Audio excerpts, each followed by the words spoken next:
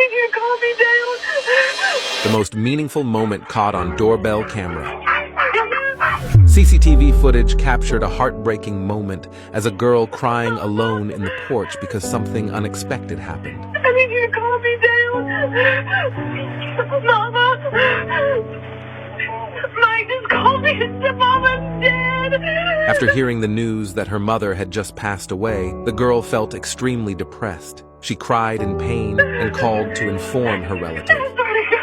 A kind neighbor heard the girl's desperate cries and quickly came to comfort and reassure her. The neighbor noticed that the girl was extremely distressed and had no relatives nearby, so she proactively stayed by her side until her family arrived.